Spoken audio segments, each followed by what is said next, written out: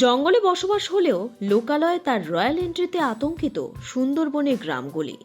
The famous royal Bengal, যাকে একবার দর্শন করার জন্য সুন্দরবনে ভিড় জমান অগণিত পর্যটক। তবে সুন্দরবনের গ্রামগুলিতে এই সুন্দর প্রাণীটির উপস্থিতি যখন তখন নজরে আসছে, তাই ঘন ঘন এই বাঘের হানা থেকে গ্রামবাসীদের বাঁচাতে লাগানো হলো অত্যাধুনিক ফিশিং সেন্সর লাইট।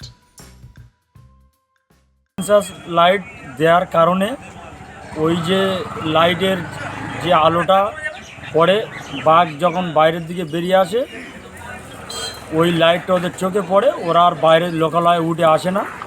অন্যান্য বছর তুলনায় এবছর তো আসেনি।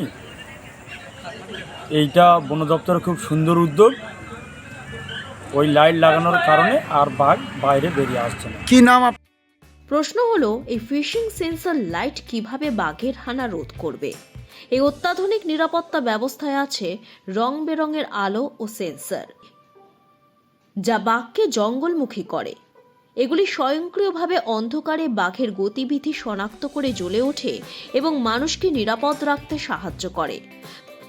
মূলত জঙ্গল সংলগ্ন খাল খাড়ির পাশে নেটের উপরে দেওয়া হয়েছে 300টি ফিশিং সেন্সর লাইট।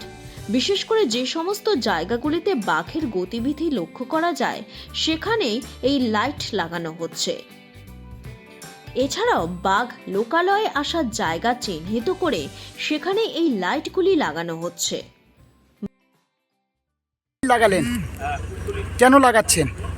যাতে না আমাদের এই জালের পাশে না বাঘ আসে, লোকালয়ে না যেন যায়, যার কারণে আমরা এই লাইটগুলো লাগাচ্ছি। কোথায় লাগাচ্ছেন?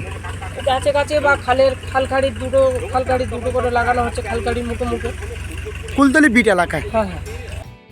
গতবার জঙ্গল সংলগ্ন লোকালয়ে প্রায় 38 বার হয়েছিল বাঘের হানা। ফিশিং সেন্সর লাইটের সৌজন্যে তা কমে হয়েছে 6। বন দফতরের এই উদ্যোগে স্বস্তিতে গ্রামবাসীরা। ইতিমধ্যে বন দফতরে এই পরীক্ষামূলক অত্যাধুনিক উদ্যোগে উপকৃত হয়েছে বেশ কিছু গ্রাম। আগামী দিনে এই ফিশিং সেন্সর লাইটের প্রভাবে লোকালয়ে দক্ষিণ রায়ের আগমন একেবারে কমে যাবে বলে আশাবাদী সুন্দরবনবাসী। দক্ষিণ 24 পরগনা থেকে রেবতী মালির রিপোর্ট, এক্সপ্রেস নিউজ।